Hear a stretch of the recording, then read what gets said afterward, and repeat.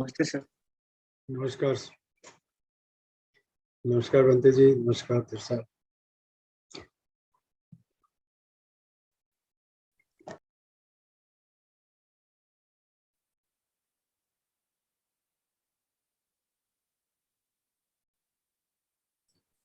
नमस्ते सर। बंते जी नमस्कार। नमस्ते सोनल, निखिल एंड भाई साहब राजेंद्र जी, नमस्ते। Namaste to everyone.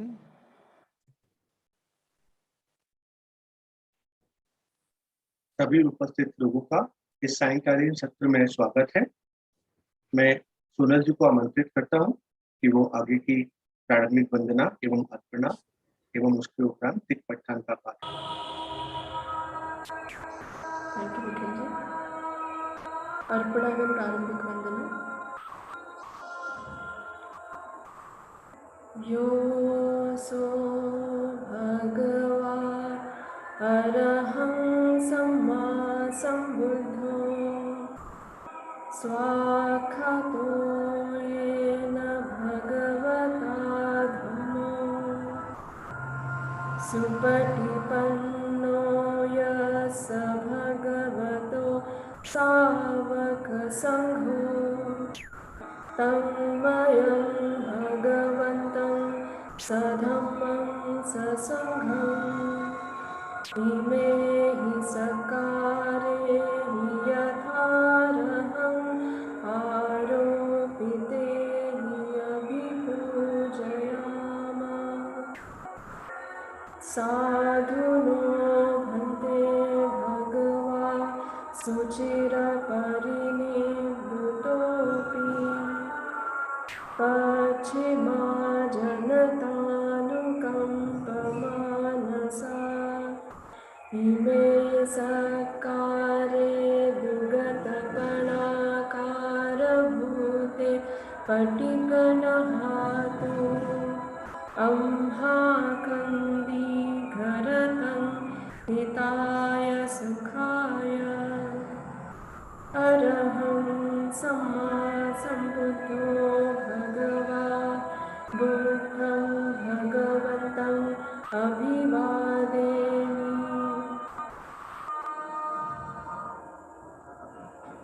स्वाक्षातो भगवता धम्मो धम्मं नमस्सामि।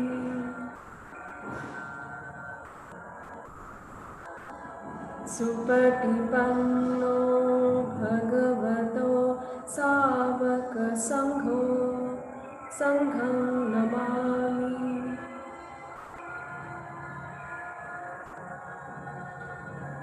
हन्दमयं बुद्धस्य भगवतो पूर्वभागनमकारं करोमसे नमो तस्य भगवतो अरहतो सम्मा सम्बुद्धस्य नमो तस्य भगवतो अरहतो सम्मा सम्बुद्धस्य नमो तस्य भगवतो अरहतो सम्मा सम्बुद्धस्य।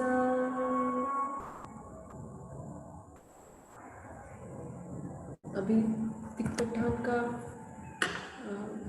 पच्चय जो 24 पच्चय हैं प्रत्यय हैं उसका पाली में और हिंदी में पाठ करेंगे।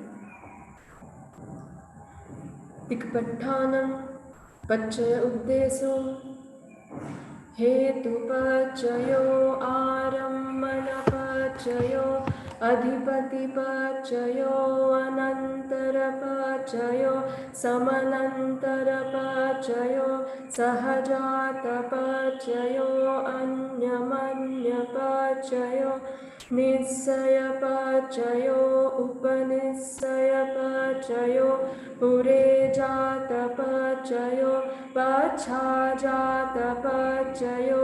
आसेवनपचयो कम्मपचयो विपाकपचयो आहारपचयो इन्द्रियपचयो ध्यानपचयो मग्गपचयो संपयुक्तपचयो विपयुक्तपचयो अधिपचयो नथिपचयो विगतपचयो अविगतपचयो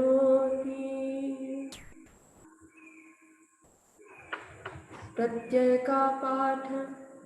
हेतु प्रत्यय आलंबन प्रत्यय अधिपति प्रत्यय कोई अंतराल नहीं प्रत्यय बिल्कुल भी अंतराल नहीं प्रत्यय साथ उत्पन्न हुए प्रत्यय अन्योन्य प्रत्यय आश्रय प्रत्यय निर्णायक आश्रय प्रत्यय पूर्व उत्पन्न प्रत्यय पश्चात उत्पन्न प्रत्यय दोहराना प्रत्यय कर्म प्रत्यय कर्मफल प्रत्यय आहार प्रत्यय इंद्रिय प्रत्यय ध्यान प्रत्यय मार्ग प्रत्यय संयुक्त प्रत्यय वियुक्त प्रत्यय विद्यमान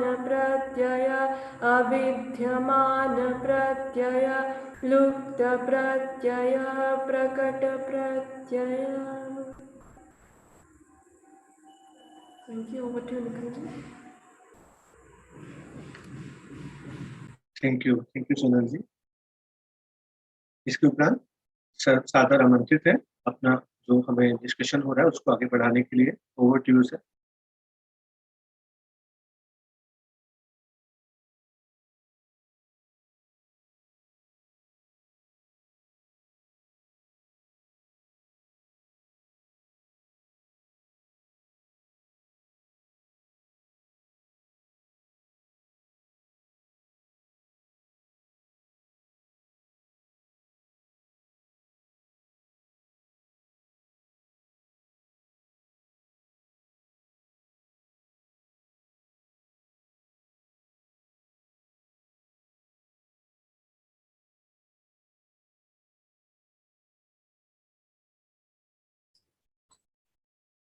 अपने मानस तैयार करने के लिए कि हम चर्चा को ठीक से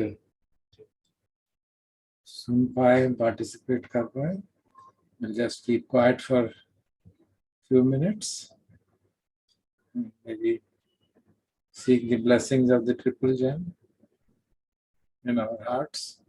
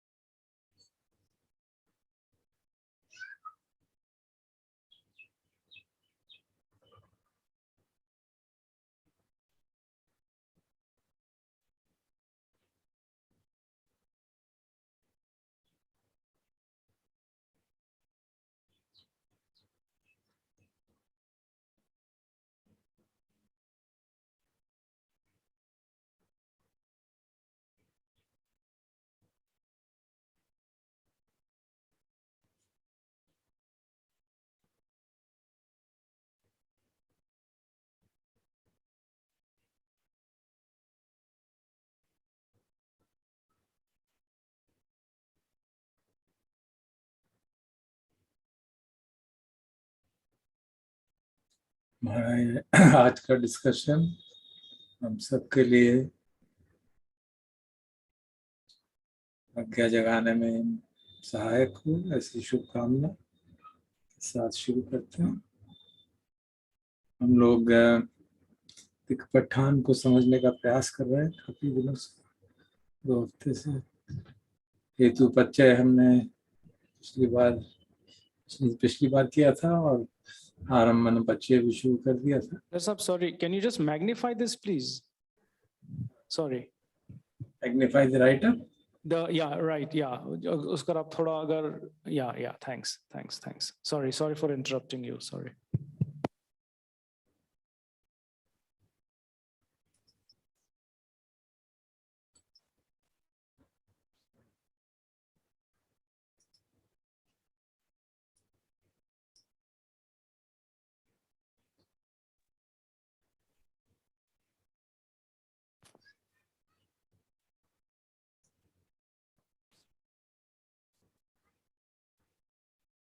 Let me just adjust so that I can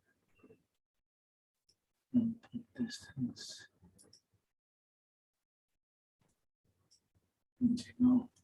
Now there won't be obstruction.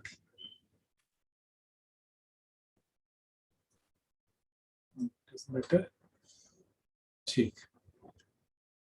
तो हमने देखा था पिछली बार कि आरंभन पच्चयों में एक शब्द आता है मनोधातु, और उसको समझने के लिए हमें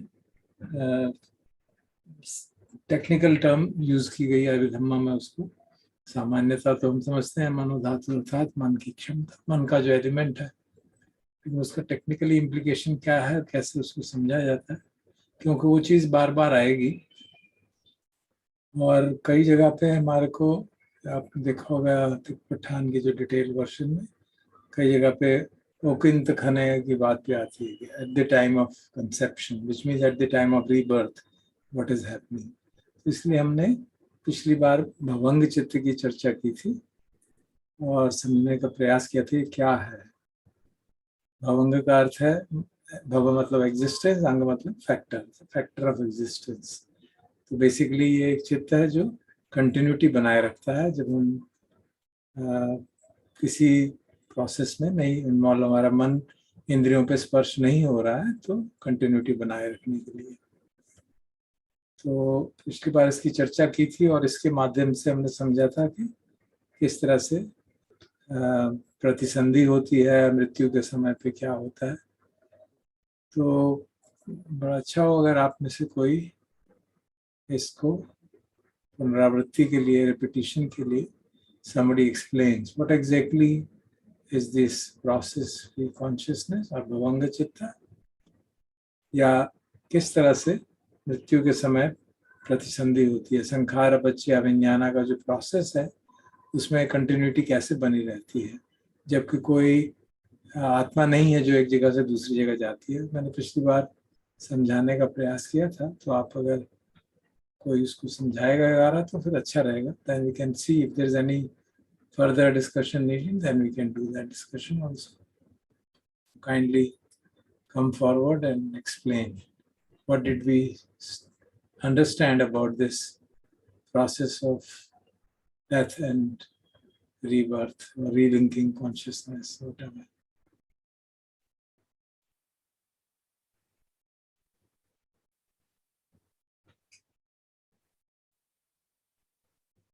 So आप वॉलंटियर करें, नहीं तो मैं किसी का नाम बोल दूंगा। Sir I can try. Good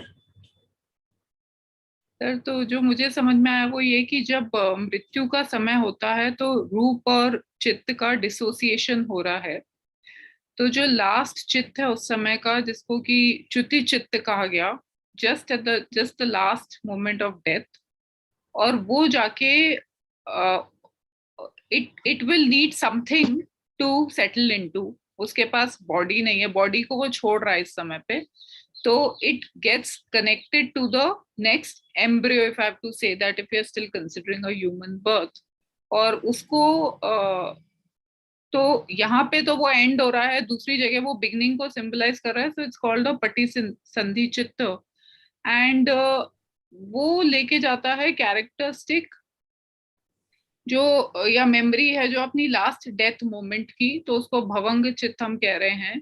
again I am referring a human birth, कि वो नेक्स्ट बर्थ में भी ह्यूमन बर्थ के ही अगर वो ले रहा है, तो फिर अब वो एम्ब्रियो है और उसकी अभी बॉडी फॉर्मेशन तो एज सच हुई नहीं है, उसकी सिक्स सेंस कॉन्शियसनेस अभी अराइज नहीं हुई है, तो वो भवंग चित्त के बेसिस पे उसकी कंटिन्यूटी हो रही है, which carries the memory of the last moment of death. और फिर आपने ये भी बताया था कि वही भवंग चित्त जब हम डीप स्लीप में होते हैं तो वो वही लाइफ को कैरी फॉरवर्ड करता है. गुड. स्लाइट कॉम्प्लिकेशन मैंने बताया भी था, आपने शायद देखा होगा. द चित्ता preceding, immediately preceding the chitta or the death chitta arises from a karmic process and determines the nature of rebirth consciousness. It is not that the भवंग चित्ता goes further, because भवंग तो इस प्रोसेस, भवंग चित्ता का अंत होना ही मतलब है मृत्यु होगी. तो भवंग, तो जो हमारी जीवन धारा चल रही है और मृत्यु का क्षण आने वाला है, तो उससे पहले कोई ना कोई निमित्त प्रकट होता है, या कोई ना कोई विचार आता है, या कोई निमित्त प्रकट होता है. जो भी स्ट्रॉन्ग हमारा कर्म होगा उसके कारण उस समय कुछ ना कुछ जागेगा मृत्यु से एक क्षण पहले.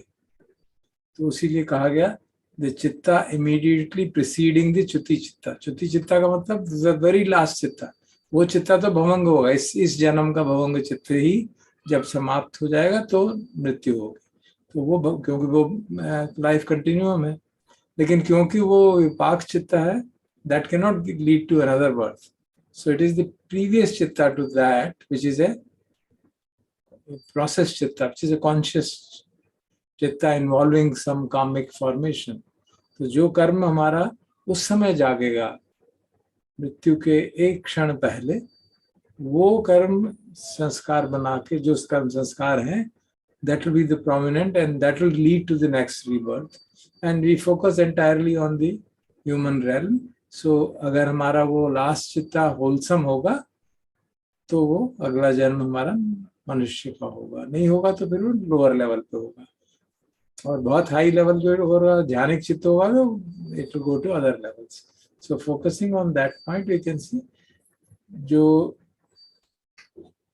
लास्ट प्रोसेस चित्ता है, विच मीन्स लास्ट एक्टिव चित्ता, नॉट द विपाक चित्ता. विपाक मतलब जो पहले ही कर्मों का फल आया है. तो जब मृत्यु हुई तो प्रतिसंधि चित्त हुआ, वो भी एक विपाक चित्त है इस समय के कर्म का. और प्रतिसंधि चित्त के बाद जो अगला चित्त होगा उसको भवंग चित्त कहते हैं, because that is what contains the insignia of all that happens and it continues for rest of the life. Rest of the new life that bhavanga chitta will continue. और उसके अंदर सारे जो कैरेक्टरिस्टिक्स हैं हमारे, जो हमारा चरित्र है, जो हमारे लेटेंट टेंडेंसी है, सारी की सारी कम्युनिकेट हो जाएंगी थ्रू द प्रोसेस ऑफ समानांतर अपच्य और अनंतर अपच्य, जो हम आगे पढ़ेंगे, बिकॉज वो एक के बाद एक कॉन्टिन्यूसली एक्टिविटीज हो रहेंगी. तो this is how the process happens in how the vibhanga chitta has to be understood. So now we and when थोड़ा clarification चाह रहा था मैं. हाँ बताइए. Can I do that? हाँ बोलिए please. Anytime you can stop. Okay. अभी जो confusion ये हो रहा है क्योंकि हमने 3 चित्तों की बात की है in addition to भवंग चित्त. एक हम कुटी चित्त की बात कर रहे हैं, पटिसंधि चित्त की बात कर रहे हैं, और कुटी चित्त से पहले चित्त की भी बात कर रहे हैं. इट इज च्युति चित्त है. सी इज पाली, सी इज च्युति. च्युति होती है. हाँ, च्युति चित्त एक पटिसंधि चित्त एंड और डेथ चित्त जिसे कहा. और एक फिर मतलब डेथ से पहले का जो चित्त है वही च्युति चित्त है ना? नहीं, च्युति चित्ता हुआ जो कि लास्ट जिस समय मृत्यु हो जाएगी उससे मृत्यु होने के बाद वाला चित्त है च्युति चित्त. पहले, उससे एक क्षण पहले. वही तो मैं कह रहा हूँ ना. तो आपने जो लिखा ना इमीडिएटली प्रीसीडिंग द च्युति चित्त, मतलब उस च्युति चित्त से पहले भी कोई चित्त बनेगा. कोर्स बनते ही है ना, सारा जीवन हमारा चित्त बनते जा रहे हैं। तो जो हमारे चित्त प्रोसेस में चल रहे हैं, मैं बीमार हूं मान लीजिए, तो चित्त तो चल रहा है ना, और अब मेरी मृत्यु होने वाली है मतलब लाइफ स्पैन खत्म हो रहा है और भवंग चित्त अब रुकने ही वाला है बस, because bhavanga is the life continuum, और लाइफ कंटिन्यूम जो है वो पिछले जन्म के विपाक चित्त है, so that can not lead to anything further. So उस चित्त के समाप्त होने से एक माइंड मूवमेंट पहले का जो चित्त होगा वो एक्टिव चित्त होगा, जिसमें कि संस्कार होंगे, कर्म संस्कार होंगे अब के लेटेंट। च्युति चित्त, वो जो भवंग चित्त है, उसमें पिछले जन्म के संस्कारों का चला आ रहा है ना वो। तो इस समय इस जन्म के जो संस्कार का खजाना है, पिटारा है, जो बैगेज है, वो इस चित्त से, जैसे डेथ चित्ता कहा, I put it as death चित्ता, और चित्ता इमीडिएटली प्रीसीडिंग द च्युति चित्ता, वो चित्त जो है उसमें वो एक्टिव चित्ता है। That is not a vipaka, that is an active chitta, जो मेरे कर्म संस्कार इस समय जागे, मृत्यु के क्षण में जो मेरे मन में संस्कार जागा, जो कि अगले विज्ञान को कंडीशन करेगा अकॉर्डिंग टू संखार अपचय विज्ञान। तो च्युति चित्त का फिर क्या पर्पस है? वो तो that is only A life continuum, उसका मतलब वहां पे समाप्त हो गया, लाइफ कंटिन्यूम इज स्टॉप। भवंग भी चित्त भी तो वही खत्म हुआ, तो भवंग चित्त और च्युति चित्त में फिर क्या फर्क हुआ? तो भवंग चित्त के आखिरी चित्त को च्युति चित्त कहते हैं। द लास्ट चित्त ऑफ भवंग इज कॉल्ड च्युति चित्त, that's all. And that particular chitta has nothing to do with my karmic things. Because वो तो continuity में है। हाँ, वो तो पिछले जन्म के विपाक का है ना, वो तो कंटिन्यूस में चला आ रहा है। पिछले जन्म जब मेरा पिछले जन्म में प्रतिसंधि बनी थी, फिर भवंग बना था, वो भवंग तो कंटिन्यूसली चला जा रहा है वैसे जैसे उसमें कोई एडिशन ऑल्टरेशन नहीं होगा। उसके अंदर जो लेटेंट टेंडेंसीज हैं वो इन्फ्लुएंस करती रहेंगी बीच बीच में मेरे संस्कारों को, बट उसमें कोई चेंज नहीं होगा। और वही चीज जो है वो च्युति चित्त जो है वही भवंग चित्त अब च्युति चित्त बन गया before the death. Last bhavanga chitta of this life is called, अलग नाम क्यों दे दिया गया? Why could not it be just called end of bhavanga chitta? you can call it, that's okay. It is this question we'll have to ask Abhidhamma writers, not me. मतलब आपने कहा कि च्युति चित्त से पहले को कहते हैं डेथ चित्त, यानी जो वो एक्टिव चित्त होगा, जो वो क्या होगा? Active meaning not a passive चित्त। च्युति चित्त is a passive, of course. च्युति चित्त and bhavanga chitta are passive. They are the dormant, so-called, I mean, approximately subconscious mind, which is flowing along our lifespan. So that means कि जो मेरा subconscious mind है उसमें जो ingredient है वो कभी नहीं बदलेगा। उस अकॉर्डिंग टू दिस, इसमें वो इंग्रेडिएंट नहीं होगा। सिर्फ जो मेरा कॉन्शियस माइंड है वो बार-बार मिनट टू मिनट बदलता है रहता है, and it is influenced by my latent tendencies and present Karma. मैं इस समय क्या कर रहा हूँ, और डेथ से पहले जो भी मुझे विचार आया जी, डिपेंडिंग अपॉन मेरे थॉट प्रोसेस क्या थे, कैसे नहीं थे, सारा उसके बेसिस पे मेरा कोई कॉन्शियस माइंड बनेगा। बिल्कुल, that conscious mind will be carried forward, that mind will be the death चित्ता, that's called the death chitta, and that is उसका जो वो होगा नेक्स्ट चित्ता, उसका जो इम्पैक्ट होगा that will be in the pratisandhi chitta. So pratisandhi chitta is the impact beginning of the next life. Yeah. And that will become bhavanga chitta for the next life. That will become pratisandhi. That pratisandhi तो एक moment में लाई सके, उसके बाद जो अगला चित्त है उसको भवंग चित्त का, उसको अगले जीवन का भवंग शुरू हो जाएगा। Okay, preceding bhavanga chitta there would be some moment where pratisandhi chitta will be there, and it will then finish, and bhavanga chitta will start. In every life, the very first chitta is called pratisandhi chitta. Linking, relinking, जो हमारे को पिछले जन्म से relink करता है। जब conceive होता है baby, right after say few months, then the formation takes place and then the consciousness start developing in a child. So will that moment be called as pratisandhi chitta? Moment consciousness is and has come into the child.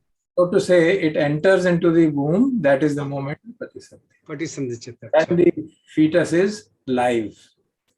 And this Patisandhi chitta would carry the karmic influence of the previous life, and then it will transfer it to the bhavanga chitta. Yes, exactly. क्योंकि ये उठेगा और उसके बाद अगला चित्त जो होगा वो अनंतर बच्चों के हिसाब से कंटिन्यूटी बनी हुई है, बिल्कुल भी अंतर नहीं होगा उसमें। अगला चित्त जो है बिल्कुल भी अंतर नहीं होगा, एकदम पैदा हो जाएगा, and that will continue for many more throughout the next life when there is no sense impression. But when there is a sense impression, then the bhavanga chitta gets disturbed. Then that's what we'll discuss today. Okay, ये तो सब process free चित्ता है ना. This is what, that's why we call it process free चित्ता. मतलब sense impression नहीं आ रहा कोई भी. It is a passive chitta which is operating when we are deep sleep, for example, or when there is no sense impression. अगर हम जागृत अवस्था में है तो सेंस इंप्रेशन होगा और हम कुछ ना कुछ करेंगे. ड्रीम हो रहा है तब भी माइंड पे सेंस इंप्रेशन हो रहा है और हम उस पर कुछ करते रहते हैं, तो संस्कार बनते रहते हैं. इस तरह स्थिति में भवंग चित्त में कोई नए संस्कार नहीं बन रहे. We are deep asleep. That's it. Okay? So now the real thing is to understand what does it mean to see something or to hear something, और उससे क्या होता है. So that is the process chitta. So that's what is the thing which we like to discuss now. So एक और clarification चाहिए था मुझे. ये जो भवंग चित्त है, जो मेरा मान लीजिए इस जन्म में मेरा भवंग चित्त जो सबकॉन्शियस माइंड मेरा है, भवंग चित्त would be subconscious mind, isn't it? Roughly, yeah. According to modern understanding, it's not exactly, but roughly. Because bhavang chitta will never be distorted, will never get disturbed. It is only there. It will get stopped, but it will not change. It will never change. जो भी मेरे कर्म इस समय हो रहे हैं, उनका इन्फ्लुएंस उस पर कुछ नहीं पड़ेगा. वो एक्टिव प्रोसेस पे चलेगा, प्रोसेस चित्ता पे. This is a diagram I have drawn here to explain what happens during our sense impressions. ये बी इज द भवंग चित्ता और पीसी इज द प्रोसेस चित्ता. प्रोसेस चित्ता मतलब हमने कुछ आंख से देखा और उसके कारण कुछ गड़बड़ हुई, कुछ वेदना जागी, कुछ संस्कार जागा, हमने प्रतिक्रिया की. So the mind goes through various mind moments like this. Bhavanga chitta works in a very smooth manner because it is fixed. It is seeing the object of the last life. So उसमें कोई change नहीं हो रहा. But process chitta will change. After time, process chitta will stop, and then Bhavanga chitta will again take over. Then another process. अभी हमने देखा, फिर हमने सुना, फिर देखा, फिर सुना. तो इस तरह से ये process चलती रहती है. Process होती रहती है, फिर थोड़ी कुछ क्षणों के लिए it goes back to Bhavanga. There is no process. Then again process, then again bhavang. So this is how the continuity of the consciousness is maintained throughout our life. नहीं तो प्रोसेस चित्ता जो है उसका कोई इन्फ्लुएंस नहीं होता है भवंग चित्ता पे. नहीं.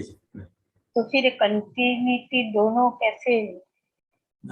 Because when this will drop, then this will take over. That's all. Drop होके उस both will be separate. Because life is still there, life force is operating, so bhavanga will start operating. When the process chitta stops, मान लीजिए मैं कुछ देख रहा हूँ और मैंने कुछ क्षण ऐसे होंगे जब मैं नहीं देख रहा, तो वो देखने की प्रोसेस बंद हो गई. थोड़े क्षण के लिए 1-2 सेकंड 3 उससे भी कम सेकंड के लिए वो भवंग में रिसीड कर जाएगा, फिर देखेगा. तो इस तरह से ये प्रोसेस चलती रहती है. Continuously throughout the life, this keeps on happening. And this process chitta can be any of the 6 sense doors. At eye, ear, mouth, nose, or whatever, various places, these sense doors, it can keep on operating. So this is just an explanation कि किस तरह से हमारे जीवन में continuity बनी रहती है, किस तरह से चित्त arise और pass away होते रहते हैं. This is the basic kind of simple way of understanding that. ये जैसे आप अगर इसको समझे प्रोसेस चित्त को, तो जितना ये इसका ड्यूरेशन कम से कम होगा उतना बढ़िया रहेगा. नहीं वो उसमें पत फंसी. प्लीज डोंट से एनीथिंग बढ़िया और एनीथिंग नॉट बढ़िया. there's no need to discuss it because it's not within your control. What can you do? आपने कुछ देखा, आपने उस पे आंख पे वो आया, ऑब्जेक्ट आया, फिर उस पे mind series of mental states will operate. Now depending on my sankharas, I'll act upon it, I'll get angry, I'll get happy, I'll get this, that. So that's what's happening. So we should not think कि इसकी duration कितनी है. These are mind moments, so we should not really think about that. Very, very small time intervals. But the process happens over a long time because many number of chittas, it happens repeatedly again and again and again. मान लीजिए मैं अब हम आपस में बात कर रहे हैं, तो this process chitta could be visual one, this could be auditory one, this could be visual one, and the duration may be 1 millisecond. Because otherwise तो हमारी बात ही नहीं हो पाएगी. देख हम ना मैं आपको देख पाऊंगा ना आप मुझे देख पाएंगे और गैप हो जाएगा बोलने में. तो इतनी रैपिडली होता है तभी तो कंटिन्यूटी बनी रहती है ना. हमको नहीं तो कंटिन्यूटी कैसे बनेगी. जैसे एक फिल्म है, फिल्म की रील को अगर आप धीरे चलाना शुरू कर दें तो आपको एक एक फ्रेम दिखना लग जाएगा. तेज चलती है तभी वो लगता है कि वो कंटिन्यूटी है. एग्जैक्टली सेम वे और अभी तो आपको ऐसे लग रहा है ना ये माइंड स्टेट्स अलग अलग अलग है. अगर ऐसे सचमुच में ऐसे ऐसे हमको लगने लगे तो हमें तो समझ दिखाई ना दे चीजें. दिखाई देगा फिर बंद हो गया, दिखाई दिया बंद हो गया. We will be totally lost. This interval between two peaks may be 1 microsecond or something of that kind. So it becomes almost like continuity. We can't figure out कि visual field में कोई change हो रहा है या नहीं हो रहा है. So it has to be seen in a ballpark manner at the moment. और इसकी डिटेल को समझना बहुत आवश्यक है कि ये प्रोसेस चित्ता ऑपरेट कैसे करता है. ऐसा नहीं है कि हमने आंख से देखा और हो गया काम, ऐसा नहीं होता. There are details of that. So that's what I would like to explain today. Yes, Apurv and another.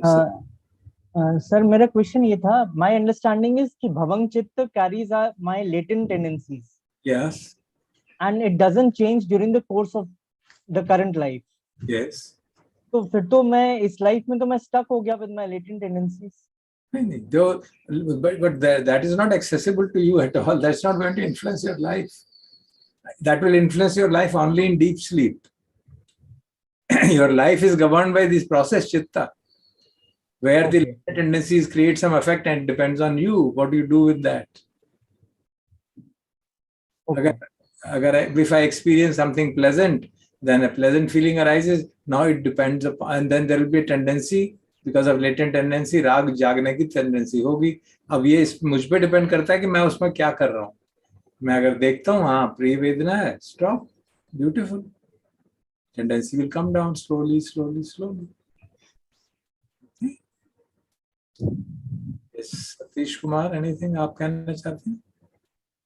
You want to say something next?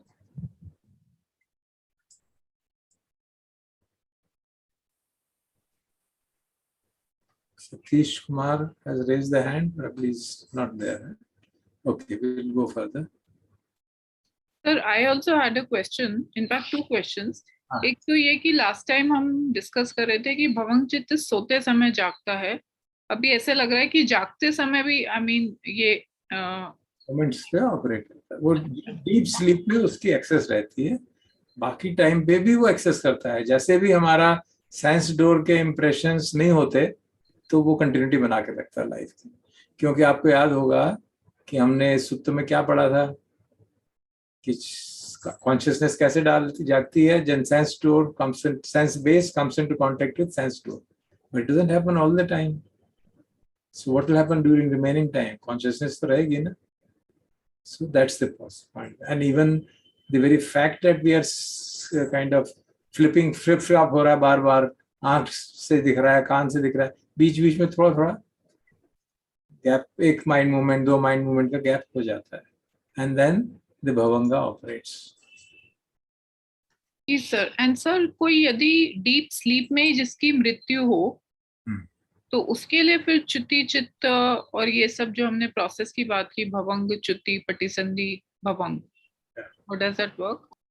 The most dominant sankhara in the stream, that becomes the cause for the next one.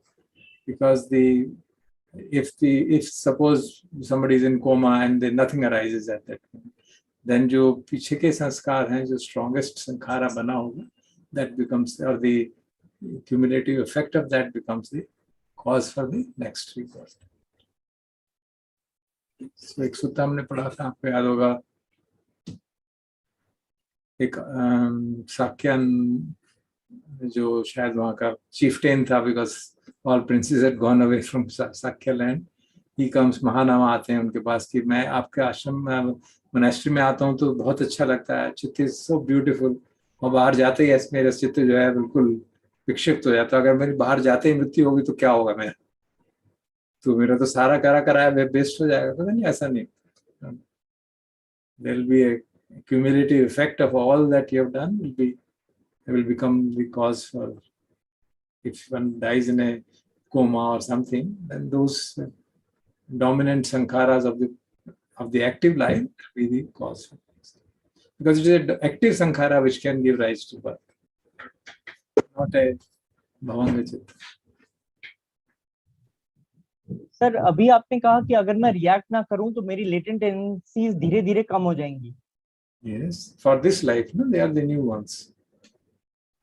तो इसका मतलब तो भवंग चित्त में change होगा? नहीं, भवंग चित्त बता रहा ना, it is seeing the object of the past life. It is not going to change. My current status of these tendencies will keep on changing. And then the subsequently, when in this life ends, then the new bhavanga chitta will arise, which will have a different kind of bouquet of latent tendencies, which I have created in this life. Right. क्योंकि इस जीवन में जो मैं करूंगा वो अगला जीवन डिटरमिन करेगा, उससे पिछला जीवन नहीं डिटरमिन करेगा। Thank you, sir. So now we come to the real core issue. How do we really see things? How do we really interact in the world around? हमको लगता है कि हमने आंख से कुछ देखा और देखना हो गया, ऐसा होता नहीं है actually. There are a series of steps involved in that. So this is, I think I'll try to explain it with the help of a simple diagram.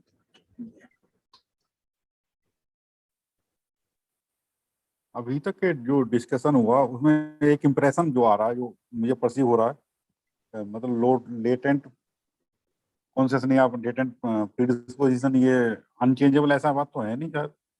हाँ, during these are the latent tendencies of the past life. हाँ, past life तक वो तो हम के उस समय तो ये है, लेकिन वो ड्यूरिंग द लाइफ जो है ये भी चेंजेबल है ना। भवंग चित्ता does not change because it is seeing the object. इसका चित्त का ऑब्जेक्ट होता है ना हर एक चित्त का, तो इसका लेटेंट कौन सा? लेटेंट वाला तो जो ड्यूरिंग लाइफ चेंज हो, लेटेंट कोई अलग चीज थोड़ा है। There's nothing like a latent. वो तो कहने में हम कह रहे हैं। It is only the what is, मतलब वो सेरिबेलम होता है, एक सेरिबेलम होता है तो उसमें चली जाती है, वो अलग चीज हुई, मतलब जाएगी वही जो सेरिबेलम से सेरिबेलम में जाएगी। अभी दम में ऐसी तो चेंजेबल जो है, दम में ऐसा कुछ नहीं है भैया, जितनी मेरी समझ है उसके हिसाब से जो भवंग चित्ता है, it is a विपाक चित्ता which is arising from patisandhi chitta, which has the codes of the past life, and therefore that does not change. But in this life, what we do, that determines our tendencies of this life. So that those tendencies of this life are also getting either reinforced or attenuated depending on how we operate. So that is the जो हमने इस life में जो acquire की थी पूर्व जन्म की लेटेंट, वो हमने इस जीवन में उसे चेंज कर सकते हैं, लेकिन जब भवंग आएगा हमारा इस लाइफ का, तब वो फिर नेक्स्ट में जाएगी। मतलब यही हुआ। Kindly try to understand. This word latent is only a concession to our understanding. There's nothing like latent in a chitta. Every chitta has certain sankharas, certain chetasikas along with it. Finished. There's nothing latent or nothing this. ये तो हम कहने की बात कर रहे हैं कि उसमें कितने डोमिनेंस है उन संखारों का, कितनी बार वो संखार रिपीट हुए हैं और कितने स्ट्रांग हो गए हैं। तो ये समझने के लिए कहा जा रहा है। लेटेंट चित्ता कोई अलग से कहीं स्टोर्ड नहीं है। चित्त इस समय जो मेरा चित्त जाग रहा है उसमें जो कंडीशंस हैं, और जो अगला चित्त जागेगा वो इस चित्त से इन्फ्लुएंस होगा डिपेंडिंग ऑन द कंडीशनैलिटी जो हम स्टडी कर रहे हैं। तो हर चित्त का अगले चित्त पे असर होता है, और कुछ कंडीशनैलिटीज ऐसी हैं जो अक्रॉस टाइम ऑपरेट करती हैं, समानांतर ही नहीं ऑपरेट करती। They not operate only in continuity, they operate across time, across space, across life times.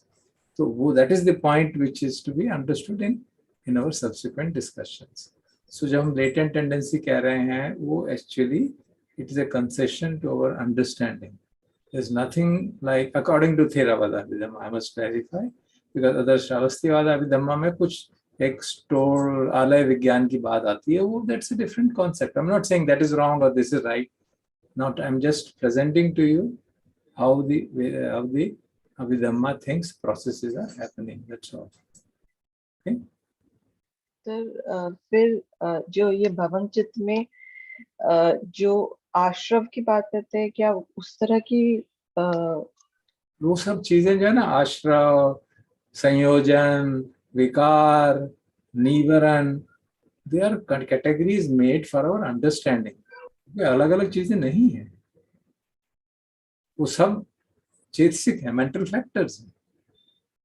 मेरे में राग है तो उसको कहीं पे कहा गया काम राग, कहीं पे कहा गया काम छंद, कहीं पे कहा गया राग, कहीं पे कहा गया काम आसव, because of certain reasons for understanding. They are not different. So kindly understand that. चित्त के अंदर ऐसा नहीं है कि काम जो राग है वो 5 तरह का है, ऐसा कुछ नहीं है। There's nothing like that. They are just for the sake of understanding we call them this. वो क्योंकि वो हमारी मेडिटेशन प्रोसेस को, खासतौर पे समाधि को इन्फ्लुएंस करते हैं, तो उनको निवरण कह दिया। ये हमारे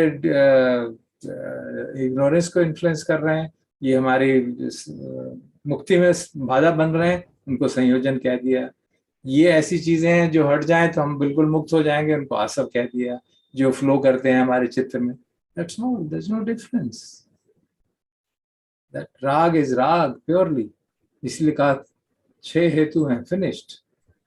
बाकी सब उनके फैक्टर्स हैं, दे आर नॉट डिफरेंट, है ना। So we should be very clear. सुत्त में अलग अलग इसलिए कहा गया क्योंकि उनका अलग अलग फंक्शन समझाने के लिए, otherwise there is no difference between them. Okay? According to Abhidhammic understanding, every moment a chitta arises, and the next moment another chitta, and that moment, and this is the process continuously going on throughout the life. बीच पे सो जाते हैं तो bhavanga take over, whenever there is no sense, और हम ध्यान कर रहे हैं और बिल्कुल totally emptiness में चले गए तो भवंग चित्ता में take over for some time. So then that, because the life continuity is maintained. How processes are happening, how our mind is getting purified or not, is an active process, है ना। वो active process होगी ना, it can't be the subconscious process, so it's an active process. So at this moment मेरे चित्त की क्या condition है, वो depend करेगा इस समय मैं क्या कर रहा हूँ।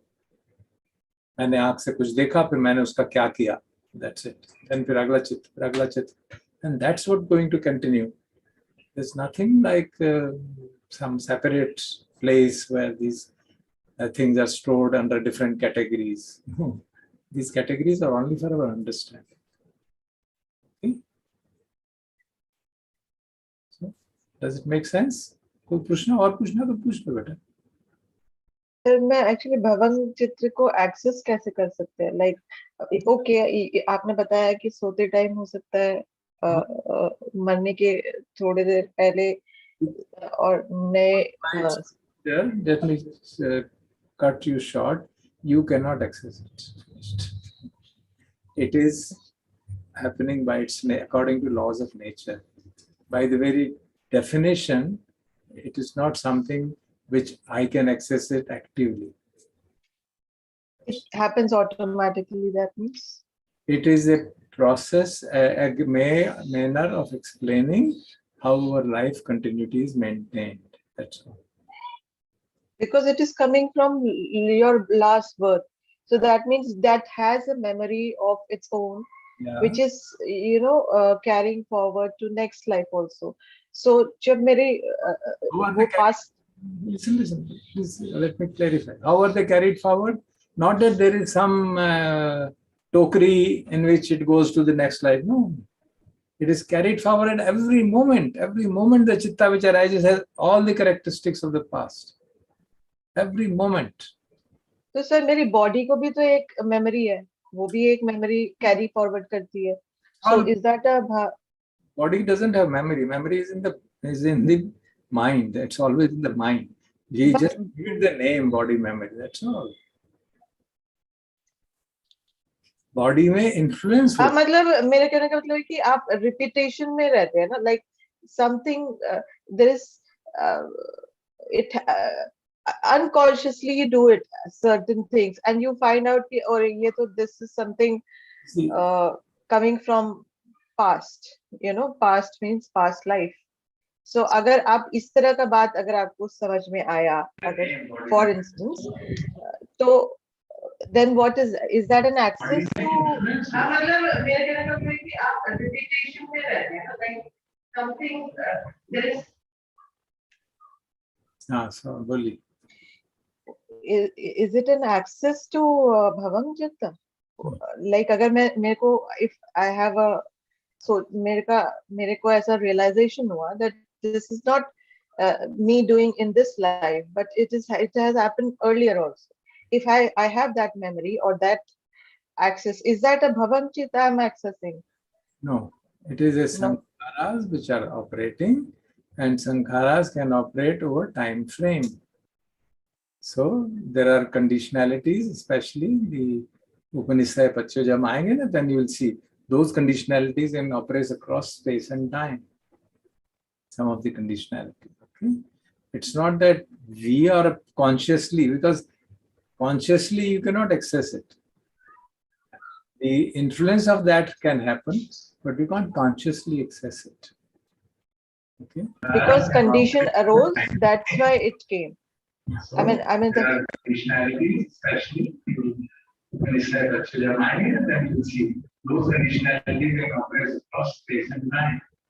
Please kindly keep your mics closed. हाँ बेटा बोलो. क्योंकि मेरी मतलब मैंने एक्सेस उस मेरे को पहले जो पास्ट लाइफ में लगा, मुझे लगा कि मेरे पास्ट लाइफ का वो, क्योंकि इस टाइम पे वो कंडीशन अराइज हुई और मैंने वो उसको मतलब I was able to see that it is coming from my past. Yeah, so but you didn't do it consciously, na? It is not a conscious process, but it happens because my condition arose in this life.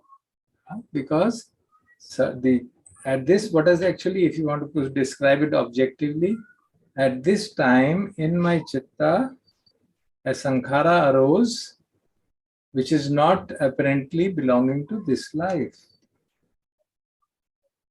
And that method of arising is given by another conditionality, which operates across space and time. Okay? So जैसे कि कहा जाता है ना कि कोई भी पेड़ जो है वो फल देता है, कोई बीज डालो तो वो फल आता है, कईयों का सब्जियों का 6 महीने में आ जाता है, किसी का 1 साल में आता है, किसी पेड़ का 10 साल में आता है, किसी का 20 साल में आता है. तो इस एनालॉजी से समझाया जाता है कि कर्म संस्कार जो हैं वो कब अपना फल देंगे, ये we can not predict it. So जो पिछले जन्म का कर्म संस्कार जब फल देगा तो ऐसे लगेगा अरे मैंने तो कुछ किया ही नहीं, ये क्या हुआ. तो इस तरह से वो लगता है हमें कि ये तो कोई ऐसा इवेंट हो गया, ऐसी कोई मेमोरी आ गई जो इस जन्म में मैंने कभी देखा ही नहीं, कोई चीज ऐसी देखी नहीं. तो क्या उसको कैसे समझाया जाता है कि वो पिछले जन्म का कर्म संस्कार था, उसका फल मिलने का टाइम अब आ गया, तो उसका विपाक इस रूप में प्रकट हुआ मन के द्वार पे. Now, once I explain this, I think it will become more clear. Okay? Let me explain this sense to a process. Okay, so let me explain it. Then I think some of the questions may get answered automatically.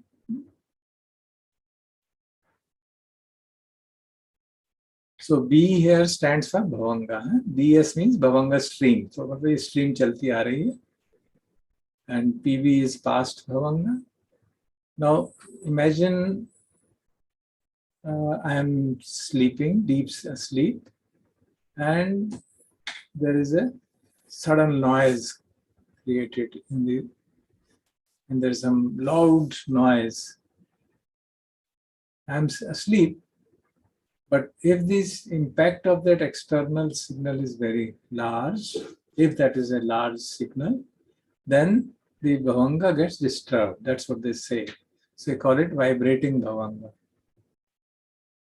It's like a stream of water flowing और उसके अंदर आपने एक छड़ी डाल दी या कोई जोर से पत्थर फेंक दिया बहुत बड़ा, तो उसमें डिस्टर्बेंस हो जाएगी, उसमें वाइब्रेशन होने लगती है.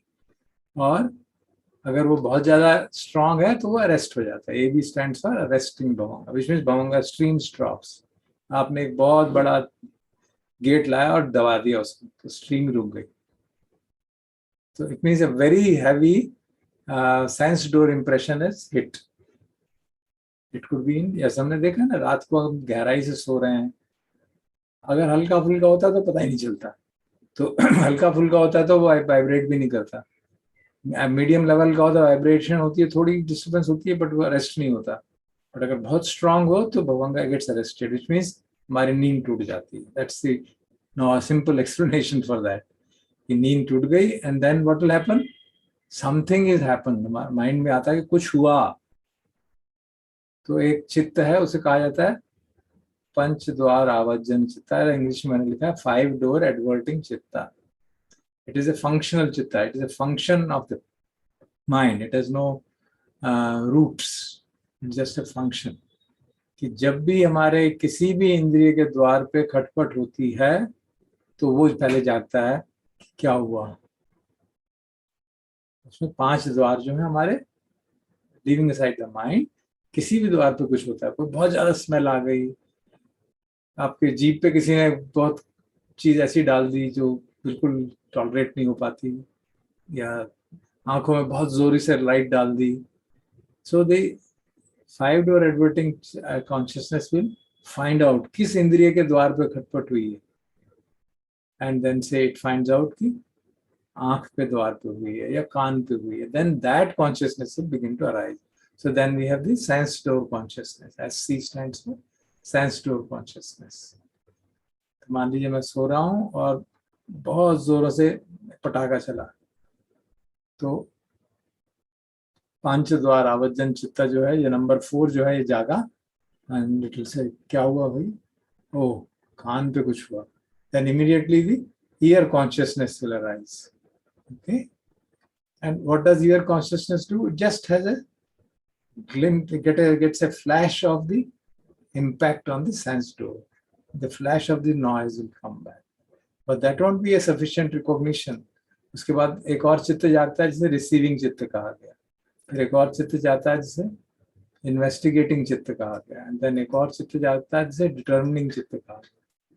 तो ये 3 चित्त भी जो है अराइज होते हैं, and they are also ahetuka. They don't have any roots. Sense door chitta is also not a root. It is a vipaka chitta. RC is also a vipaka chitta. IC is also a vipaka chitta. This is karmo ka phala hai. Now there is a very important message hidden in this. When we say sense door chitta is a vipaka chitta, what does it mean? It means कि हम जो भी देखते हैं, जो भी सुनते हैं, जो भी चखते हैं, जो भी स्मेल आती है, जो भी चीज छूती है, वो हमारे कर्म विपाक है. उसके कारण जो चित्त में जागा वो हमारा कर्म विपाक है. इट्स नॉट मीन कि डायरेक्टली दैट चीज है, बट जो चित्त पे जो असर हुआ उसका जो विपाक का वो कारण बना. तो अगर मेरे अनहोलसम कर्म का विपाक होगा तो उसको अनहोलसम ऑब्जेक्ट दिखाई देगा और चित्त और आंख पे अप्रिय वेदना जाएगी. अगर मेरा होलसम चित्त का फल आ रहा है तो I will see a beautiful scene which creates a pleasant feeling in the mind. So similarly about all other sense doors. So this is vipaka chitta, rootless अहेतु का। और जो रूटलेस चित्त होते हैं उन्हीं को अव्याकृता भी कहा जाता है, कि वो इनडिटर्मिनेट है। इनडिटर्मिनेट इन द सेंस कि ना तो वो कुशल है ना कुशल है। तो आपने देखा होगा इसमें बार बार अव्याकृता चित्त की बात आती है इसमें हमारे तिकपठान में। तो वो उसको हमको इस तरह से समझना चाहिए। तो ये जो है इसमें जो डिटर्मिनिंग चित्त है, it is a kind of functional चित्त। फंक्शनल क्या होता है? जो कि एक प्रकृति का पार्ट है। तो अब आप कहेंगे अब इसमें मनोधातु कौन सी? मैं कह रहा था मैं आपको मनोधातु बताऊंगा। तो इस पंच द्वार आवर्जन चित्त को एफडीए को और आरसी को मनोधातु कहा जाता है। So it may sound very funny to you, ये क्या है? बीच में दो चित्तों को मनोधातु कह दिया। दो चित्त इंद्रिय विज्ञान से पहले जागता है और उसके बाद जागता है, ये मनोधातु कहलाए जाते हैं। क्यों कहलाए जाते हैं? Can you guess? Just look at, if you have understood then you can guess क्यों कह रहे हैं इसको मनोधातु। मनोधातु का मतलब mind element, basic thing, basic activity of mind. Receive कर रहा है आपको जो भी धातु। Right don't worry. उससे पहले क्या हो रहा था ये बताओ? इससे पहले जो हो रही थी चीजें वो क्या थी? वो सब भवंग चित्त में इधर उधर हो रहा था, कॉन्शियसली कुछ नहीं हो रहा था। तो first element of consciousness, awareness is 5 door adverting the first. इसलिए इसको कहा मन का काम करना शुरू हो गया भाई। So that's the factor of bare knowing, is it? जो knowing वाली बात करते हैं? No, this is the factor of functional chitta. Functional meaning it is a property of the nature that all human minds, very first thing would be it will figure out क्या हुआ, किस इंद्रिय के द्वार पे खटपट हुई। And sense door chitta is actually the bare awareness, just flash of, मान लीजिए आंख के सामने ऑब्जेक्ट आया, it just sees some form or some color, but it doesn't have complete cognition, नहीं हुआ उसको क्या था कुछ नहीं पता चला। It's like हम ट्रेन में जा रहे हैं, बहुत तेज हमारे सामने से कुछ चीज गुजर गई, so we know something is there, कुछ था, कुछ शेप थी, but exactly क्या था नहीं पता चला, वो आगे जाके पता चलता है। So this is the, जिसे कहा जाता है ना देखने में देखना, that's it, just देखना। No recognition, no cognition, no sanya, nothing, no sanya is operated. Basically, this is where the entire activity of the mind, activity process of the mind starts. Yeah, it starts from here, FDA. It starts from here. That's why it is called manodhatu. Manodhatu. This is the one, the immediately after sense consciousness. This is also the part, because it receives the input. It's just a matter of explaining really, because it happens so fast that none of us can ever think of what it is. So it's receiving, then there is an investigation, and then there is determination. And these are actually all things happening up to this point. They are all ahetukas. No root is there, nothing is, no karma sanskar, nothing has happened. Just the cognition of a flash. For example, we say eye consciousness, a cognition of a flash has happened, or some object is there. And it is this JA, which is called Javana Chitta, जिसके 7 बार repetitions होते हैं, in case of a full, in case of a strong imprint. And there, in the JA is the complete process of recognition, because there is a repetition. एक आसेवन पच्चीयो है, repetition की clause. This is where repetition happens. So जो चित्त, determining चित्त ने जो basic काम किया, वो फिर आगे जाके जामना चित्त में उसका इन्वेस्टिगेशन होता है, था क्या, फिर संज्ञा जागती है, प्रिय था अप्रिय था, फिर वेदना जागती है, फिर मन जाता है, इस पर प्रतिक्रिया जाग जाती है, तो संस्कार जाग जाते हैं। So within this 7 mind moments, the actual cognition process happens. You know, primary cognition. not the complete one, primary cognition of the senses. And then there is a registering chitta. It is established. Now this, whether this operates up to here or operates up to here, will depend on intensity of the sense door impingement. जैसे हमें मालूम ही अपने कई बार हम एक काम में लगे हुए हैं तो दूसरा सेंस डोर का हमें पता ही नहीं चलता, which means the चित्ता does not move around. हम गहराई से सो रहे हैं और कितना भी हल्का फुल्का शोर तो पता ही नहीं चलता, मीडियम शोर कुछ पता चलता है and then you just ignore it.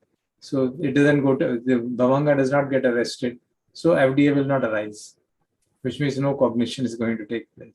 But if this bhavanga chitta gets arrested and stopped, then the active mind becomes active, and then the manodhatu, this 5-door adverting happens immediately. These are mind moments, which means millionth of a second or something of that kind. And then sense door process, then it is received and investigated क्या है, थोड़ा बहुत rough determination हुआ, and then the final analysis happens there. If the impact is not strong, all the 7 jhavanas may not happen. So only few may happen, and there will be a hazy cognition. Registering may not occur. So it all depends on the intensity of the impact. And even this sense door impression is not complete. After this, then again, once this stops, there are 1 or 2 bhavanga chittas. Bhavanga stream takes over for a few microseconds, and then whatever is observed in the sense door is projected into the mind door. Then it is presented into the mind door, and then mind again identifies it. 2-3 times the whole process is kind of repeated in the mind.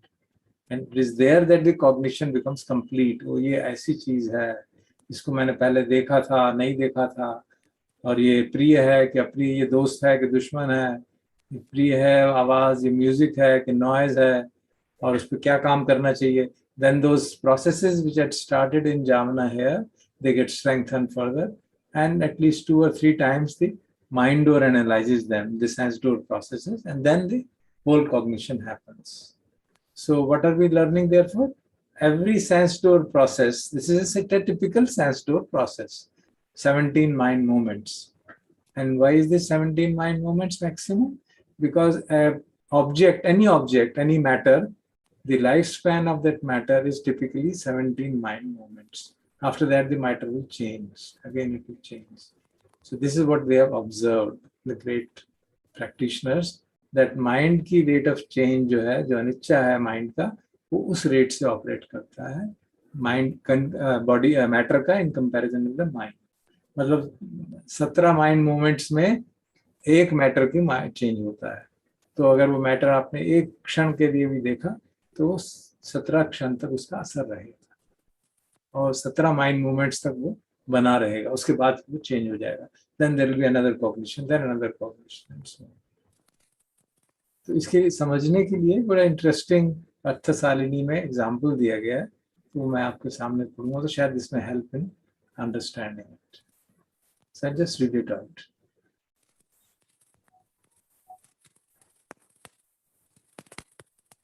Maybe Poonam, can you read it? मैं थोड़ा पानी P लेता हूँ.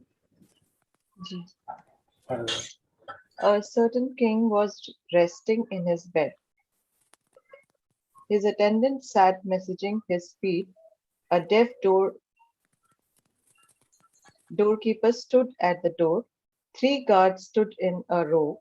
Then certain citizen who had brought some gift for the king knocked at the door. The deaf doorkeeper did not hear it. The attendant messaging the feet of the king gave a sign, and the doorkeeper opened the door and saw a person with some gift. The first guard received the gift and handed it to the second guard. He inspected it and then gave it to the third guard. This guard assessed that it was safe and offered it to the king. The king then partook of it. So this is the simile you want to understand it. Now can you tell what are the various, how do you relate it to the earlier diagram? What is the 5-door adverting chitta here? Anybody? Anybody would like to say? Attender who was massaging his feet. Yeah. The messenger who was massaging the feet is the 5-door adverting chitta. क्यों? उसको पता चला कि दरवाजे में कुछ खटखट हुई है, तो उसने गार्ड को कहा कि दरवाजा खोल के देखो. गार्ड को नहीं पता चला खुद. And what is the sense door? Obviously, the sense door is the guard. The door, actual door is the sense door. जो फिर उसको जब 5-door adverting ने उसको कहा कि भाई तुम्हारे दरवाजे पे कुछ हुआ है, तो उसने दरवाजा खोल के देखा. अच्छा, तो that is the sense door which operates. And then, of course, others are quite straightforward. The first who receives the gift is the receiving chitta. And second who inspects it, कि क्या है, roughly, is the investigating chitta. And then the third is determining it in some more context. And then the king is the javana chitta. Suppose it is the gift is a fruit. So the king sees it. उसने देख लिया ये safe है. Then he eats it and enjoys it. अच्छा लगेगा. So he'll say good, and he has a craving may arise. बुरा लगा तो aversion may arise, and he may shout at the person who brought it. And so you can see how the cravings and aversions arise in the javana state. So this is how the our great commentators have given us a parable to understand कि क्या हो रहा है, किस तरह से sense door पे causes हो सकती है. तो अगर ये तो हुई किसी 5 इंद्रियों के ऊपर, माइंड के ऊपर होगी तो क्या होगा, उसमें ये 5-door adverting chitta itself is the mind door adverting chitta. So the mind will immediately start. So, and then it will go directly to javana, because the sense consciousness is the mind consciousness. All these processes don't happen. And from here you go to javana, and therefore accordingly the things happen the same way. So this is how the processes are explained as the process chitta. So the dictionary meaning of Javan seems to be race. So how does that fit in here?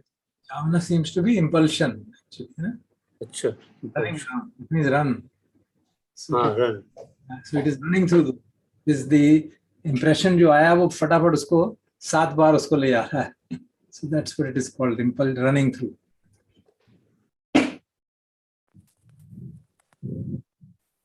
So he's enjoying the, so to say, enjoying the sense door input.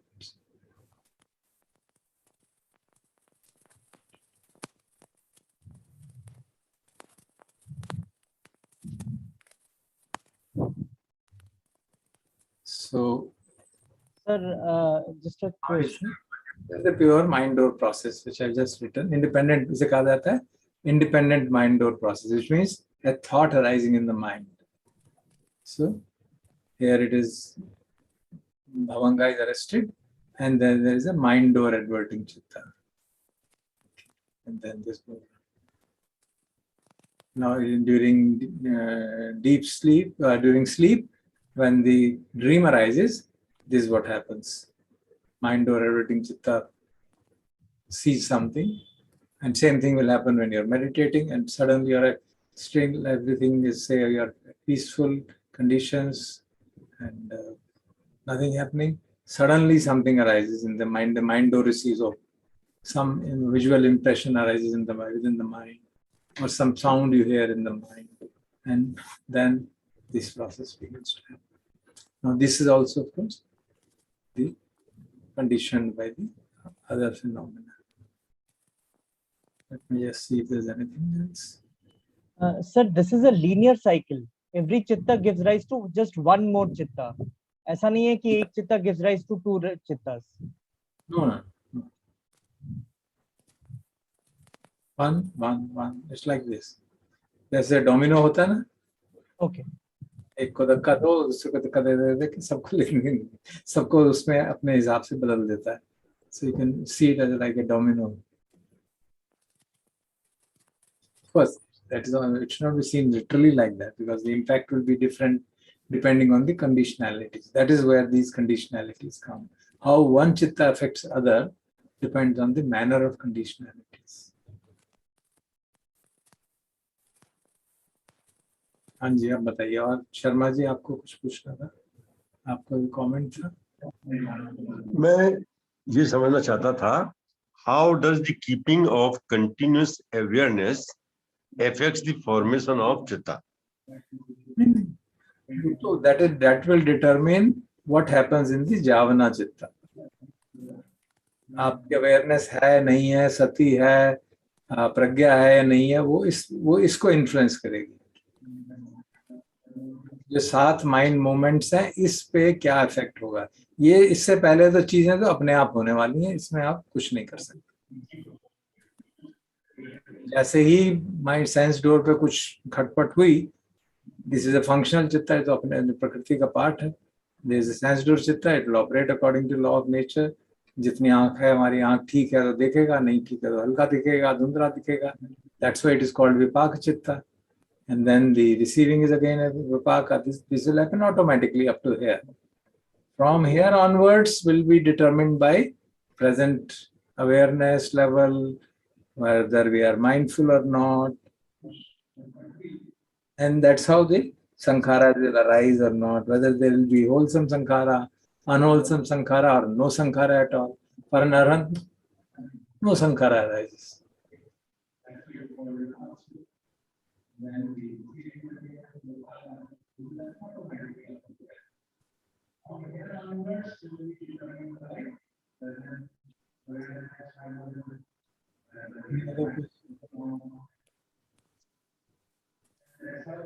So, understood it, then we are in a position to go to the Arambana Pachya.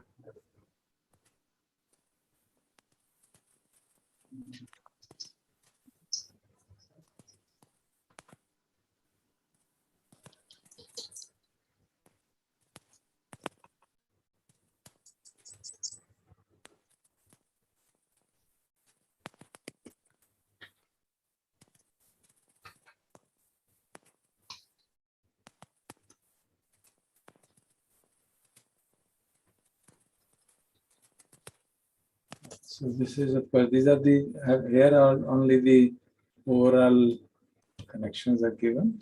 So let me read out from the text. तो आरंभन बच्चों क्या था पहले? रूपायतनं चक्षु विज्ञान धातुया तन संपयुक्त कानंदम मानं आरंभन पच्चे न पच्चयो। तो जो रूप आयतन है वो आलम्बन प्रत्यय के अनुसार चक्षु विज्ञान और उससे संयुक्त धम्मों से संबंधित है। मतलब रूप जो है एक ऑब्जेक्ट है जिसके आधार पर चक्षु विज्ञान जागता है। So that is quite obvious. That is the how that this explains how the sense consciousness arises. तो रूप आयतन, सत्ता आयतन, गंधा आयतन, रसा आयतन, पोटब्बा आयतन. So these are directly in accordance with जिस सूत्र में भी हमने पढ़ा मधुपिंडिका सूत्र में, उसी बात को यहाँ पे एक्सप्लेन किया गया। और जो हमारे डायग्राम में सेंस कॉन्शियसनेस थी उसकी बात की जा रही है। Just put that diagram here.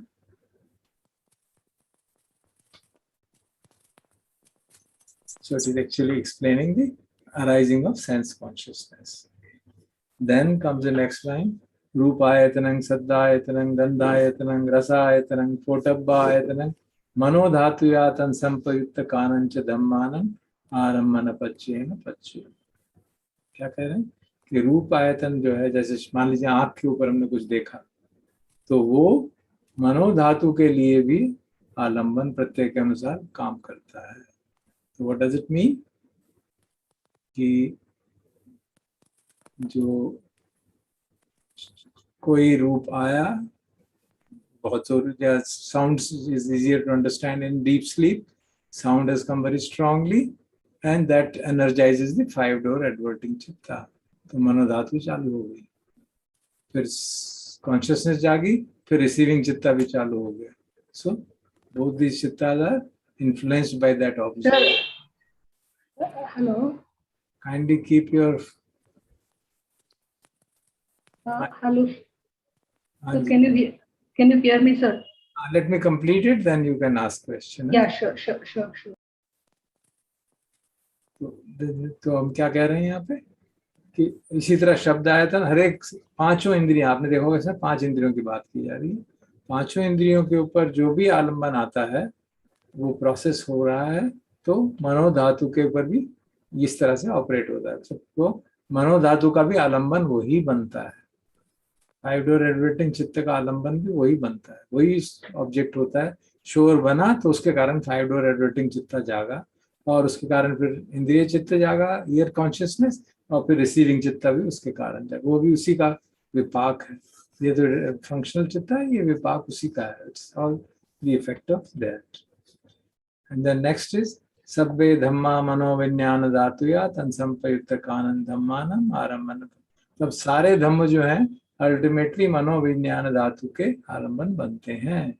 इसका मतलब इंद्रिय धम्म भी जो है, जैसे मैंने भी निवेदन किया कि जो इंद्रिय कॉन्शियसनेस भी है, after the first level of sense consciousness and this processing of these 17 chittas, this object is presented to the mind consciousness. मनो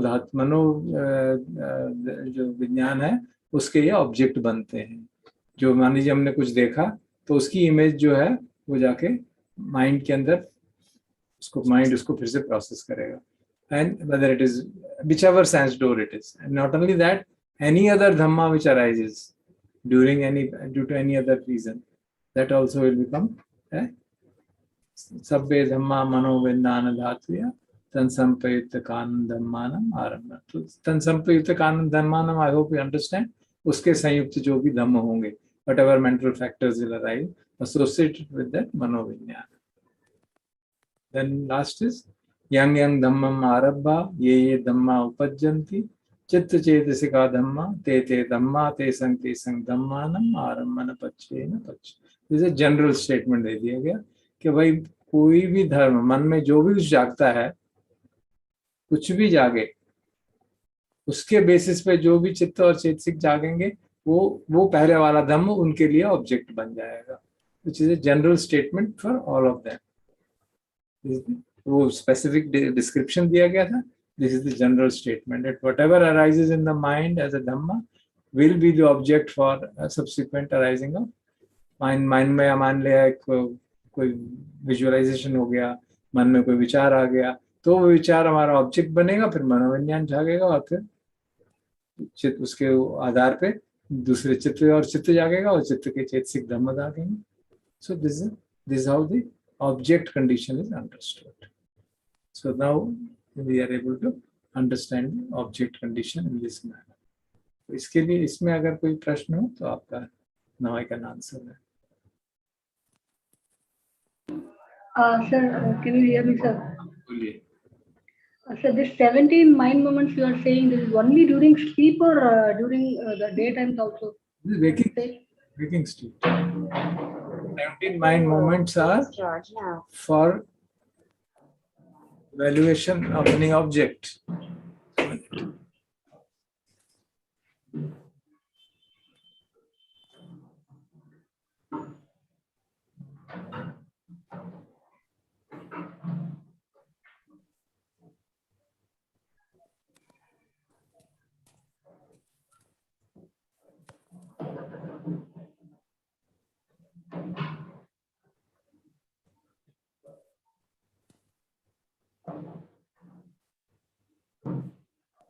My connection.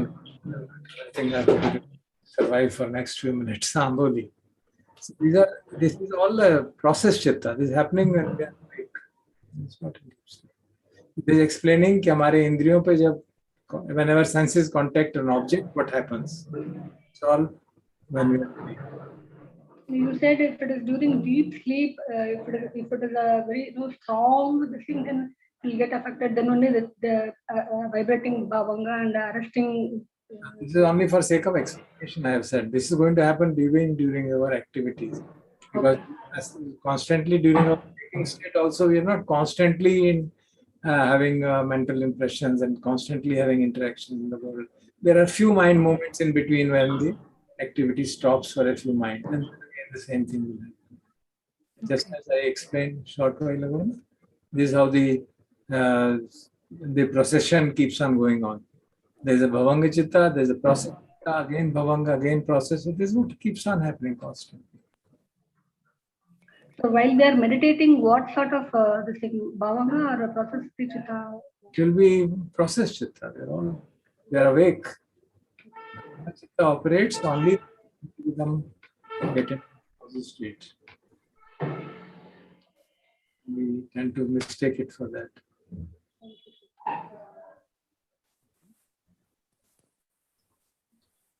Okay, any other question? So the 17 mind movements, in some sense, become a unit for cognition in terms of time. It is basically because the rate of change of matter is 17 times slower than rate of change of mind. So if I put it like, क्योंकि अगर हम किसी भी object को देख रहे हैं, कोई भी ऑब्जेक्ट हो, है ना, any of the sense doors, that also is anicca, it's constantly changing. So the rate of change of that is slower than mind. That is what it is said. So अगर उसका rate भी इतना ही हो जितना mind का हो, फिर तो ऑब्जेक्ट को कॉग्निशन करना ही मुश्किल हो जाए.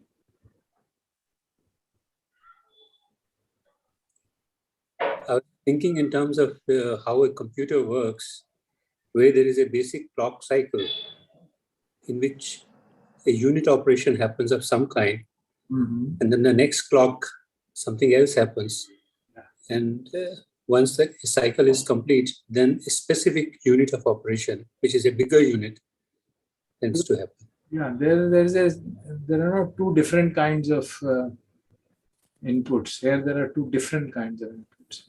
One is mind, other is matter. So that is this. So that exactly it's not the computer. Because the rate of change of matter is slower. And rate of change of mind is pretty fast. It's said to be 17 times faster. And therefore it is said, okay, then it means we have 17 mind movements to cognize an object. And before it changes. And of course, changes usually so small that we can't really, for us, it may not matter much.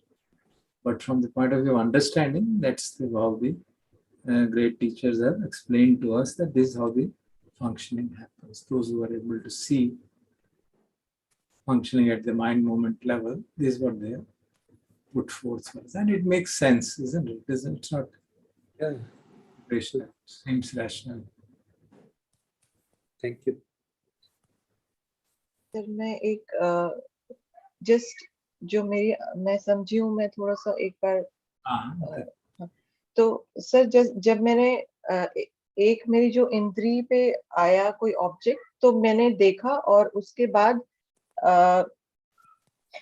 उसका कोई concern नहीं है कि मेरे मन में क्या जा रहा है. Is that so? मतलब like they are two different. मन अपने आप में एक इंद्रिय होने की वजह से वो उसकी फंक्शनिंग होगी.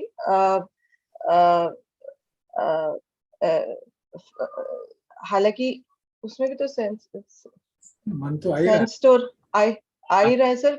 मन तो आ ही रहा है, दोनों में कॉमन आ ही रहा है. क्योंकि मैं जब मैं ऑब्जेक्ट से कर रही हूँ तो भी मेरा मन का ऑपरेशन चल रही है, और जब मैं सिर्फ मन के अगर हिसाब से देख रहे तो is that imagination you are saying कि जो मेरी मन धातु की जब हम बात कर रहे हैं तो वो इमेजिनेशन से बात कर रहे हैं. Yeah, imagination, it could be thinking, it could be thoughts arising on its own. जब ध्यान करते तो मैं डिफरेंशिएट कैसे करेंगे कि जैसे अगर सपोज मेरे पास सेंस स्टोर से आ रहा है तो भी मेरा मन ऑपरेट कर रहा है, और इसमें 5 इंद्रियों की बात कही. 5 इंद्रियों से आ रहा है, वो तो मालूम पड़ेगा ना. आंख से हाँ, आ रहा है, आ गया बिल्कुल करेक्ट. 5 इंद्रियों से दिख रहा है, तो ये प्रोसेस चल रही है.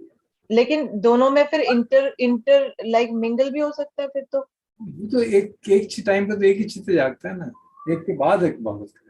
ये प्रोसेस हो रही है, इसके बाद फिर मन की प्रोसेस होगी. जैसे मैंने कहा कि इंद्रिय ये सेंस डोर प्रोसेस है, ये 17 माइंड मूवमेंट्स में एक यूनिट कंप्लीट हुआ, लेकिन ये पूरा कॉग्निशन नहीं हुआ अभी. इसके बाद फिर वो माइंड में प्रोसेस किया जाएगा, तब जाके कुछ हमें क्लियरिटी आती है कि हाँ ये क्या था.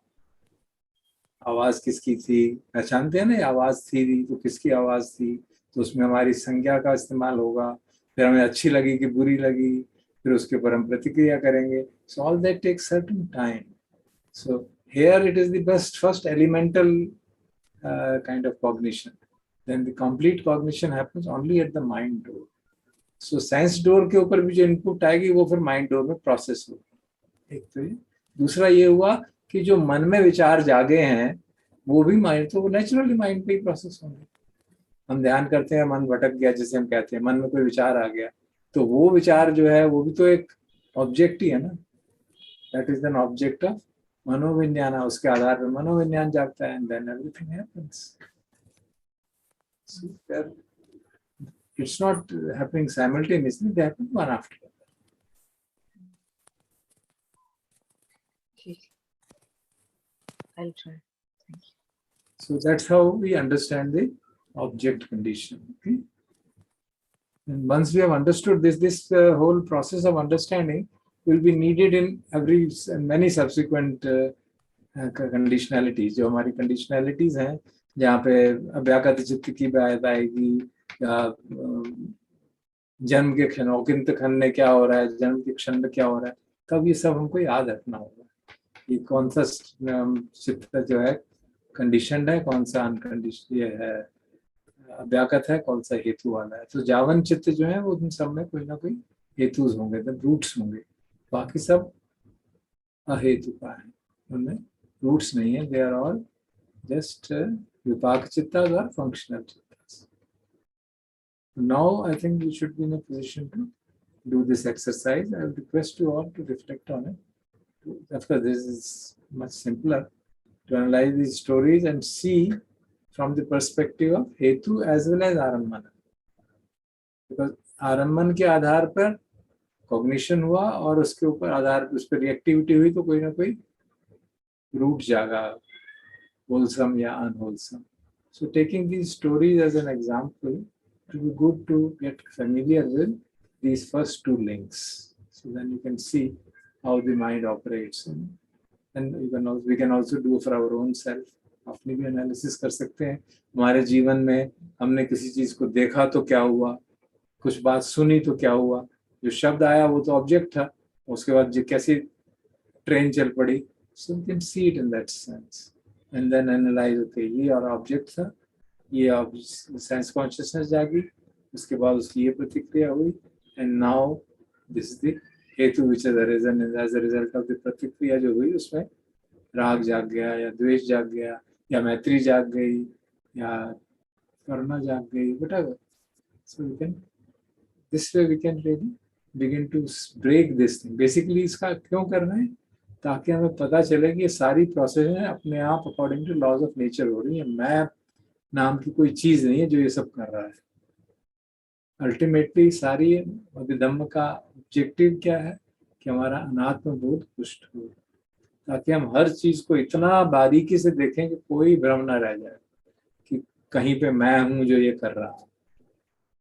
That is the main objective. So we should keep that in mind while we are studying and understanding.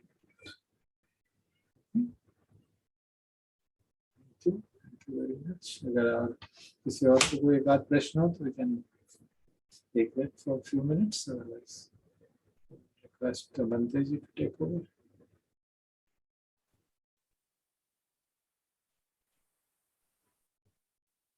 Sir, जो फिर कुशल उपाय जो करते हैं, मतलब हमारी जो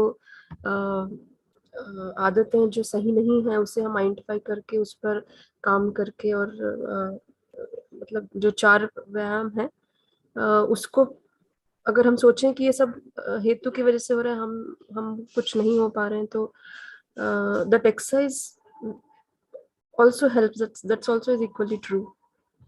Yeah, in the ultimate sense, everything is happening due to certain conditions, ना. So अगर हम समय व्यायामों कर रहे हैं, हम कहते हैं हाँ हमें कम कर रहे हैं, that's a conventional reality, that's true, and we should do it certainly.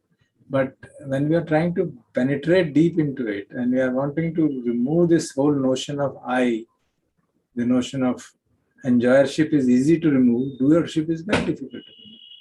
So that removing the doership is in this process, trying to trace back. मैं क्यों कर रहा हूँ? why am मुझे लगता है कि मैं कर रहा हूँ, चाहिए सचमुच मैं कर रहा हूँ? Yeah, is it driven by my past experience or is it driven by my understanding? Because they are also part of the various mental factors. And Panya is one of the mental factors. The Raga and Dosha, they are all mental factors. तो वो mental factor हमको motivate कर रहे हैं उस direction में. Panya हमको motivate कर रही है. Equanimity motivate कर रही है. Maitri motivate कर रही है. So you can see actually if you calm down the mind very clearly and जब हम वो काम कर रहे हैं, चित्त को शुद्ध करने का काम कर रहे हैं, तो आप शांति से सोचें, क्या ये मैं independently कर रहा हूँ totally? Is this my decision really? No, that needs some calmness of the mind and penetration ability. So if you do that, you'll find out for yourself what is happening. So करके देखिए and then let us discuss next time. If you find that no, I am doing, nobody else is doing, sure, we can look at it. So the whole idea of this exercise is to break that apparent truth. That's an apparent truth. It's not false. It's an apparent truth. So we want to break that. जी sir. तो जब जितना गहराई से हर एक action, हर एक event को हम देखेंगे, उतना हमारा आत्मबोध पुष्ट होगा, प्रज्ञा पुष्ट होगी चली जाएगी. And then we reflect on it again and again. Not just एक बार करने से नहीं होने वाला, बार बार उसको करेंगे. So that's what we should be meditating on actually. When we sit for meditation, we should take up such kind of things to develop panya. If you want to develop panya, अगर हमारी समाधि ठीक से develop हो गई है कुछ हद तक, चित्त थोड़ा शांत हो गया है, थोड़ी बेसिक अंडरस्टैंडिंग आ गई है चार आर्य सत्यों की, सतिपट्ठान की, then our practice should be this. Let me see, because the atta bhava is the most difficult thing to break through. Attachment to 5 khandas is the one most difficult to break through. और उसमें मैं हूँ लगा ही रहता है. तो जब तक 5 खंडों में मैं नहीं हूँ, ये बात बिल्कुल स्पष्ट नहीं होगी, तब तक हम we cannot break through. That is the very first factor. So for the purpose of breaking through, this can be very helpful too.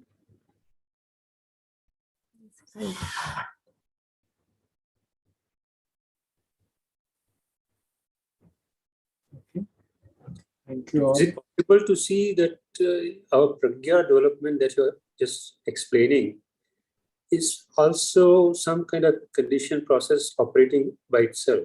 Yeah. For example, by meditation, is it possible to see that very clearly? Yeah, absolutely. So we get over that. I mean, दिक्कत ये है ना कि वो अगर हम शुरू में नए साधक को ऐसा कहने लगे तो दिक्कत हो जाएगी. उसको लगेगा कि मेरी फ्री विल ही नहीं है, तो ठीक है, फिर अपने आप ही होता है तो होने दो. So we have to be very careful in whom to tell this. So I'm presuming that we are all, and I'm sure we are all mature enough to see it in the proper light. इसका ये ना हो कि free will he नहीं है तो फिर तो ठीक है, अपने आप करते रहो, हो जाएगा. So, this is basically to not to deny the need for action, but to do action in an impersonal manner. That our actions be guided by sati and panya. जैसे हमारे टीचर बार हमको कहते रहते हैं कि आप जो भी कर रहे हैं सती और पन्या से करिए. समय व्यायाम भी सती और पन्या के आधार पे होना चाहिए, rather than self, मुझे कुछ करना है, मुझे अपने राग द्वेष कम करना. So those subtle points we can see when we really reflect on these conditionalities very thoroughly. Sir, one more question. Sir, today is this session, full session, whether I could able to hear it again through any other... I think it is being recorded, na? So you can see. कौन से धम्मारामा channel में है ना, YouTube में? Okay. So you can see. And one more, do you have any books that you said during your first session that you have you have written some books upon this. So where I could get that books regarding this Abhidhamma? Published. Tikapatthana? There are many books available on Abhidhamma. I'm asking about your books, Tikapatthana के बारे आपने जो लिखा है. नहीं, मैंने तिकपठान पे नहीं लिखी है, जनरल लिखी है अभिधम्मा पे, बट अच्छा, इंग्लिश नहीं हुई है. वो पीडीएफ है, आपको इंटरेस्ट हो तो मैं अभी उस काम चल रहा है. इंग्लिश में क्या हिंदी में? इंग्लिश में. अच्छा, ठीक. So we can make that PDF available. I can give you the portions dealing with this part. Yeah. So where I could get it, sir, from your website? Yeah, I'll give it to Nikhil and then he'll post it. अभी मेरे पास अभी शायद नहीं है. Let's see, I can. How do I contact Nikhil? Nikhil, how does you can write down here your some email or something. All right. Right. Okay. Thank you all. Thank you very much. Thank you so much, sir. Thank you so much. Bhante ji कुछ कहना चाहेंगे? If you want to say some comments. Or... No, just gratitude, Dharsab, gratitude. And may we have the patience and the wisdom to receive what we've heard. That's mainly what that would be my kamana. Us kamana ko man mein hum rakhte hue, let's convey our respects to the Triple Gem. Bhavatu sabba mangalang rakhantu sabba devata sabba buddhanubhavena sada soti bhavantu te. Bhavatu sabba mangalang rakhantu sabba devata sabba dhammanubhavena sada soti bhavantu te. Bhavatu sabba mangalang rakhantu sabba devata sabba sanghanubhavena sada soti bhavantu te.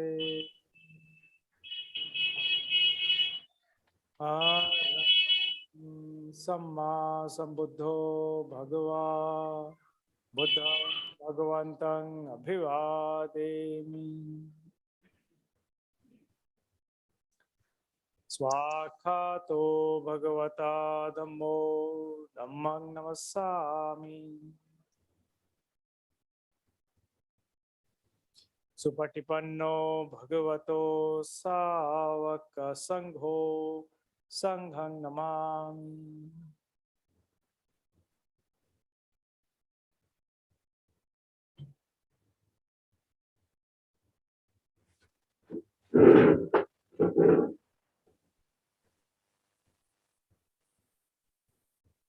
आइए हम भंते जी को 3 बार प्रणाम करेंगे. प्रथम प्रणाम, द्वितीय प्रणाम, तृतीय,